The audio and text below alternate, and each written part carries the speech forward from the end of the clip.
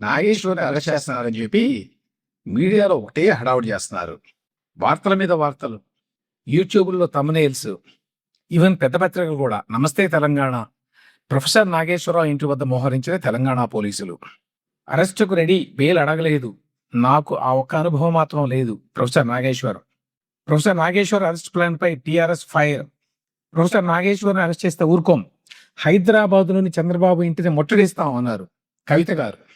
AP ప్రభుత్వం professor నాగేశ్వర్‌ను హైదరాబాద్‌లోనే arrest చేయాలని ప్రయత్నిస్తోందని, అదే జరిగితే ఏపీ సీఎం చంద్రబాబు ఇంటిని ముట్టడిస్తామని తెలంగాణ రక్షణ సేన అధ్యక్షురాలు కల్వకుంట్ల కవిత హెచ్చరించారు. ప్రొఫెసర్ నాగేశ్వర్‌ను జనసేన పార్టీ, ఏపీ పోలీసులు, ఆ రాష్ట్ర ప్రభుత్వం కేసుల పేరుతో వేధిస్తున్నాయని సోమవారం ఎక్స్ వేదికగా ఆమె మండిపడ్డారు. కావాలని అక్రమ కేసులు బనాయిస్తూ కుట్ర చేస్తున్నారన్నారు. తెలంగాణ సమాజం, తెలుగు ప్రజలు గౌరవించే మేధావిపై ఏపీ ప్రభుత్వం కేసులు నమోదు చేసి వేధింపులకు గురి చేయడాన్ని ఖండిస్తున్నామన్నారు. ఇందులో చాలా ఇల్లాచిల మాటలు ఉన్నాయి కవిత గారు మాట్లాడిన మాటల్లో. ఆయన విశ్లేషకుడిగా మాట్లాడితే తెలంగాణ సమాజం ఏంటి దానికి? తెలంగాణ సమాజం అని చెప్పి నాగేశ్వర గారు ఏమన్నా తెలంగాణ సమాజం గురించి మాట్లాడతాడా? కాదు కదా. ఎవరైనా ఎవరి గురించైనా మాట్లాడొచ్చు. అట్లయినా ఎవరి గురించి అయినా ఎవరైనా కూడా వ్యాఖ్యలు చేయొచ్చు. వాడికి ఇష్టం లేకపోతే ఎవరైనా కేసులు పెట్టచ్చు. ఆ విషయానికి తర్వాత వస్తాను ఈ కేసులకు సంబంధించి. కానీ వార్తలు ఏమున్నాయని చూస్తున్నాను. ఈ లోపలే నాగేశ్వర గారు కూడా ఒక ప్రకటన ఇచ్చారు. అదేంటి, ఏపీ పోలీసులు తనను అరెస్ట్ చేయడానికి ప్రయత్నాలు చేస్తున్నట్టు తన సమాచారం ఉందని, అయితే తాను అరెస్ట్కి పూర్తిగా సిద్ధంగా ఉన్నానని ఆయన స్పష్టం చేశారు. ఈ కేసులో చట్టపరమైన రక్షణ కోసం తాను ఎలాంటి ముందస్తు బెయిల్ పిటిషన్లు వేయబోనని తేల్చి చెప్పారు. ఆయన వేరే ఎట్టి పరిస్థితుల్లో నాకు తెలుసు ఆ విషయం. ఎందుకంటే ఈ మొత్తం వివాదం మూలంగా నాగేశ్వర గారికి చాలా పాపులారిటీ వచ్చింది. ఆయన దాన్ని వదులుకునేటువంటి వ్యక్తి కాదు. తర్వాత అసలు విషయం ఏంటో అది ఎవరికి తెలియదు. నాగేశ్వర గారి లాంటి వాళ్ళ మీద కేసులు పెట్టారు, అరెస్ట్ చేస్తున్నారు, అరెస్ట్ చేశారు అని అంటే సహజంగానే పెద్ద ఎత్తున రియాక్షన్ కూడా వస్తుంది. చాలా మంది ఉన్నారు రియాక్షన్స్ ఇవ్వడానికి రెడీగా. తెలంగాణ మేధావుల దగ్గర నుంచి మొదలుకొని మీకు జాతీయ స్థాయిలో కూడా చాలా మంది ఖండన ప్రకటనలు ఇస్తారు ఒకవేళ జరిగితే. అయితే అసలు విషయం ఏంటంటే నాగేశ్వర గారిని మేము అరెస్ట్ చేయడం లేదు, ఈ వార్తలన్నీ తప్పుడు వార్తలు, ఫేక్ వార్తలు అని చెప్పి ఏపీ గవర్నమెంట్ పేరు మీద ఒక ట్వీట్ వచ్చింది. ఇది factcheck.ap.gov.in అంటే ఏపీ ప్రభుత్వం యొక్క అధికారిక Twitter account, X account. Professor నాగేశ్వర్ను అరెస్ట్ చేసేందుకు ఆంధ్రప్రదేశ్ పోలీసులు తెలంగాణకు చేరుకున్నట్లు జరుగుతున్న ప్రచారం అసత్యం. అలాంటిది ఏం జరగలేదు. కొందరు పనిగట్టుకొని ఈ ప్రచారం చేస్తున్నారు. దీన్ని తీవ్రంగా ఖండిస్తున్నాం అని ఇచ్చారు స్పష్టంగా. దేనికి ఇచ్చారంటే వీళ్ళు గ్రేట్ ఆంధ్ర అనే వెబ్సైట్ వాళ్ళు చేసిన ట్వీట్ మీద ఇచ్చారన్నమాట. వాళ్ళు ఏం రాశారు? ప్రొఫెసర్ నాగేశ్వరరావును అరెస్ట్ చేసేందుకు తెలంగాణకు చేరుకున్న ఏపీ పోలీసులు గతంలో పలువురు అరెస్ట్ చేసినట్లే తెలంగాణ పోలీసులకు ముందస్తు సమాచారం ఇవ్వకుండా అరెస్ట్ చేస్తారా, లేక డైరెక్ట్ గా అరెస్ట్ చేసి ఏపీకి తరలిస్తారా అనేది జనాలు చర్చించుకుంటున్నారట. ఇదిలా ఉంటే ఒక వీడియో కూడా తిరుగుతోంది సోషల్ మీడియాలో. నాగేశ్వర గారు షేక్ హ్యాండ్లు ఇస్తున్నారు పోలీసులకి. వాళ్ళు ఎవరంటే తెలంగాణ పోలీసులు. ఆబ్వియస్లీ కానీ తెలుస్తుంది కదా. అయితే ఏపీ పోలీసులు వచ్చి ఇట్లా అరెస్ట్ చేస్తారేమో అనే ఉద్దేశంతో తెలంగాణ పోలీసులు వచ్చారట ఆయన ఇంటికి అని కొన్ని చోట్ల రాశారు. సో ఇప్పుడు ఏపీ ప్రభుత్వం ఖండించింది కాబట్టి, అటువంటిది ఏమీ లేదని చెప్తోంది కాబట్టి, ఇదంతా ఫేక్ న్యూస్ అని చెప్తోంది కాబట్టి వేచి చూడాలి. ఇంత పబ్లిక్గా ఖండన ఇచ్చారు కాబట్టి బహుశా అరెస్ట్ చేసేటువంటి ఉద్దేశం ఉన్నట్టుగా లేదు. అయితే ఈ సందర్భంగా 2-3 అంశాలు మళ్ళీ మాట్లాడాలి. ఇది ముగిసిన అధ్యాయం అన్నట్టుగా నేను దాని గురించి మళ్ళీ మాట్లాడలేదు యాక్చువల్గా. కొంతమంది ఏంటంటే నాగేశ్వర గారి మీద కేసు ఎట్లా పెడతారు, ఆయన క్షమాపణ కూడా చెప్పాడు కదా అని అన్నారు. ఏపీ ప్రభుత్వం కావాలని కేసులు పెట్టి వేధిస్తోంది నాగేశ్వర గారిని అని. నేను గతంలోనే నా అభిప్రాయం చెప్పాను. ఇటువంటి అంశాల మీద కేసులు పెట్టకూడదు. ఆయన మాట్లాడిన ప్రతి మాటని ఖండించాలి.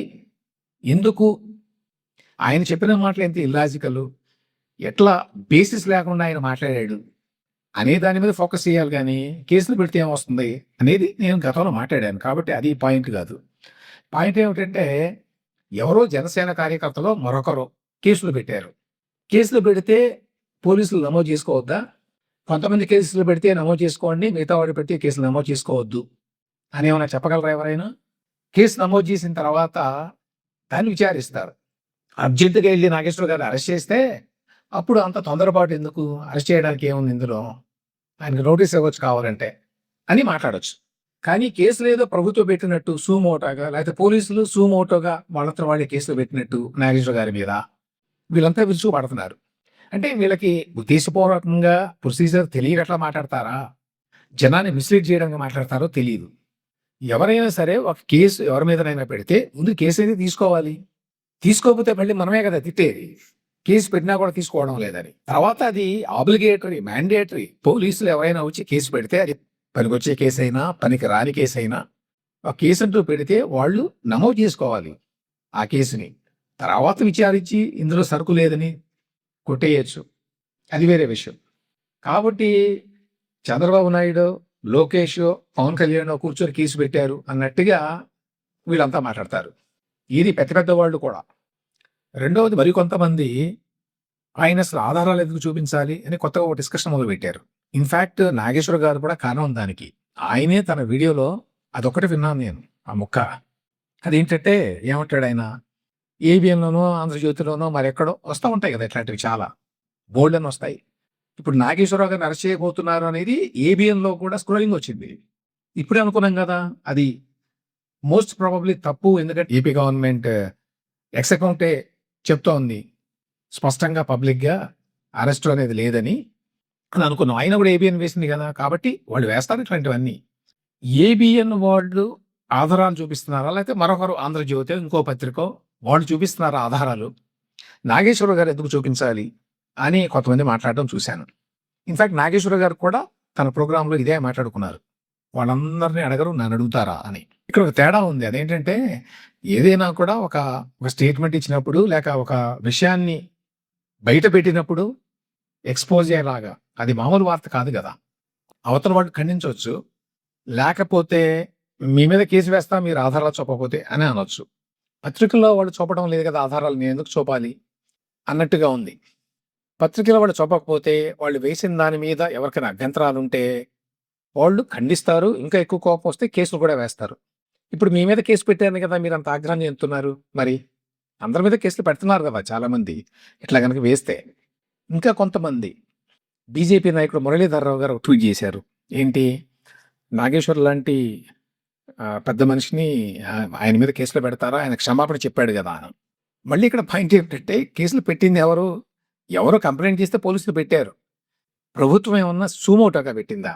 ఆ తేడాన్ని గమనించరా? దానికంటే ఇంపార్టెంట్ పాయింట్ ఒకటి ఉంది. అదేంటంటే నాగేశ్వరరావు గారు చేసిన స్టేట్మెంట్లు ఏవైతే ఉన్నాయో ఆయన విత్డ్రా చేసుకున్నాడు తర్వాత. ఆధారాలు లేవని ఆయనే చెప్పాడు. రాంగ్ ఇన్ఫర్మేషన్ అన్నాడు. ఈ మాటలు వాడింది ఆయనే. ఆయన వీడియోలో రాంగ్ ఇన్ఫర్మేషన్ ఎవరో చెప్తే క్రాస్ చెక్ చేసుకోకుండా నేను మాట్లాడాను అని కూడా అన్నాడు. అయితే ఆయన మాట్లాడిన మాటల వల్ల యాక్చువల్‌గా ఎవరికి నష్టం? టీడీపీకి నష్టం అందరికంటే ఎక్కువ. ఆ టీడీపీ వాళ్ళు ఎవరు ఏమీ కేసులు పెట్టలేదు. ఏమి స్టేట్మెంట్లు కూడా ఇవ్వలా. జనసేనలో కూడా నిన్నో మొన్నో అనుకుంటాను పవన్ కళ్యాణ్ గారు ఆ మీటింగ్‌లో ఏదో ప్రస్తావించాడు. పేరు కూడా తీసుకోకుండా. లోకేష్ కూడా ఒక మీటింగ్‌లో పేరు కూడా తీసుకోకుండా ప్రస్తావించాడు. అంతే, ఎక్కువగా మాట్లాడలా. కానీ దానివల్ల ఎక్కువ నష్టం జరిగింది టీడీపీకి కాబట్టి యాక్చువల్‌గా టీడీపీ వాళ్ళు ఖండిస్తా మాట్లాడారు. వాళ్ళే పెద్ద మాట్లాడలేదనుకోండి. అంతటితో వదిలేసారు వాళ్ళు. అయితే ఇందులో విశేషం ఏంటంటే నాగేశ్వరరావు గారు మాట్లాడిన దాంట్లో ఎక్కువ డ్యామేజింగ్ బీజేపీకి. ఎందుకంటే బీజేపీ నాయకుడు అమిత్ షా గారు జగన్మోహన్ రెడ్డే మనకు చాలా దగ్గర అని చెప్పాడని కదా నాగేశ్వరరావు గారు అన్నది. కానీ గమ్మత్తుగా ఒక్క బీజేపీ నాయకుడు కూడా దాన్ని ఖండించలా. దానికి పవన్ కళ్యాణ్ నిన్న తన పార్టీ మీటింగ్‌లో మాట్లాడుతా అన్నాడు. అమిత్ షా గారు అట్లాంటి వ్యాఖ్యలు చేశాడని చెప్పి ఆయన ఎవరో అంటే బీజేపీ వాళ్ళు ఒక్కళ్ళు కూడా వ్యాఖ్యానించకపోవడం మీద ఆయన కామెంట్ చేశారు అని చెప్పి వచ్చింది పేపర్‌లో. అది నిజంగా ఆశ్చర్యకరం. Not only did they not refute these arguments of Nageshwar garu, వాళ్ళు ఇన్‌ఫాక్ట్ కేసులు పెడతారా ఇట్లా అన్యాయంగా అని మురళీధర్రావు లాంటి వాళ్ళు మాట్లాడుతున్నారు. అది విచిత్రం. అంటే ఏంటి? ఈ మొత్తం నాగేశ్వర గారు మాట్లాడింది ఓన్లీ టీడీపీకే నష్టం, మనకేం కాదని వాళ్ళు అనుకుంటున్నారా? లేదు, నిజంగానే జగనే కదా మనకు చాలా దగ్గర నమ్మదగిన వ్యక్తి అనే విషయం మనకు కూడా తెలుసు కదా అని చెప్పి ఈ బీజేపీ నాయకులు అనుకుంటున్నారా? ఏపీ బీజేపీలో కూడా ఎవరు ఖండించలా నాకు తెలిసి. అమిత్ షా గారు ఇట్లా మాట్లాడారని చెప్పి అనడం కరెక్ట్ కాదు. ఇది మిస్‌లీడింగ్. ఇట్లా నాగేశ్వర గారు లాంటి వాడు మాట్లాడడం దురదృష్టకరం అని చెప్పి స్టేట్మెంట్ ఇవ్వచ్చు. కేసులు పెట్టక్కర్లేదు దీనికి. అది కూడా ఇవ్వాల. మేబీ బీజేపీ నాయకుల ఉద్దేశంలో, అట్‌లీస్ట్ ఏపీ బీజేపీ నాయకుల ఉద్దేశంలో నిజంగానే జగన్మోహన్ రెడ్డి గారు బీజేపీకి దగ్గరేమో అని చెప్పి అనుకోవాలి దీన్ని బట్టి. ఆ రకంగా నాగేశ్వర గారు అన్న మాటని కొంతవరకు విండికేట్ చేశారు వాళ్ళు. ఆ తర్వాత కవిత ఇట్లాంటి వాళ్ళంతా మాట్లాడుతున్నారు కదా! ఈ బీఆర్ఎస్‌కి చెందినటువంటి కొన్ని వెబ్‌సైట్‌లు, యూట్యూబ్ ఛానెల్స్ అన్నిట్లో కూడా హడావుడి చేస్తున్నారు. నాగేశ్వర గారిని అరెస్ట్ చేస్తారని చెప్పి.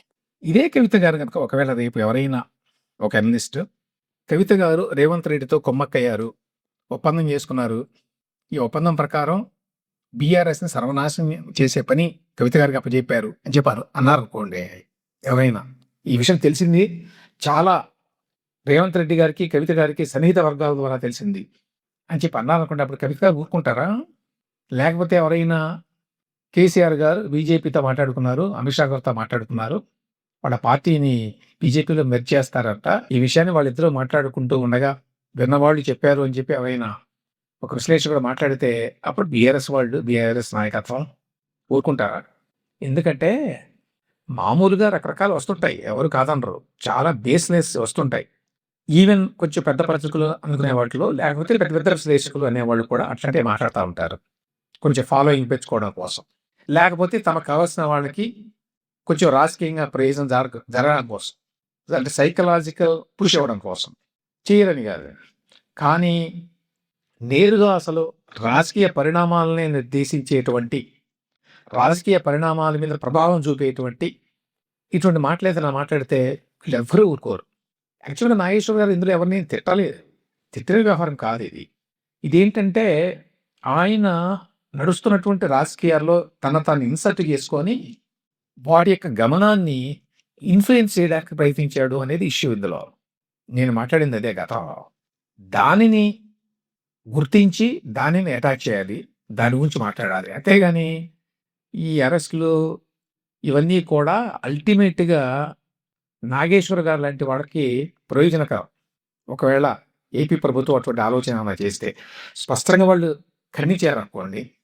అఫీషియల్ ఎక్స్ అకౌంట్‌లో ఖండించారు అంటే జరగదని అనుకుంటున్నాను నేను. ఒకవేళ జరిగితే వాళ్ళ తెలివి తక్కువతనం అది. Because it will only give unnecessary publicity. So, AP గవర్నమెంట్‌కి నా సలహా ఏంటంటే అది ఖండించినప్పటికీ అటువంటి అవకాశం ఏదన్నా ఉంటే ఇంకా కొంచెం మీరు అటువంటి పనులేదైనా చేస్తే అరెస్ట్ లాంటివి నాగేశ్వర గారికే ప్రయోజనకరం. ఆ విషయాన్ని దృష్టిలో పెట్టుకొని ఏపీ ప్రభుత్వం అంతటితో ఇగ్నోర్ చేయడం మంచిది. ఇప్పటికే ఇగ్నోర్ చేశారని చెప్పి నేనైతే అనుకుంటున్నాను. కాకపోతే మీడియాలో కుప్పలు తెప్పలుగా ఇన్ని వార్తలు వస్తున్నాయి కాబట్టి ప్రొఫెసర్ నాగేశ్వర గారిని అరెస్ట్ చేస్తున్నారు, చేశారు ఇట్లాంటి మాటలన్నీ ఈ మాట అనాల్సొస్తోంది.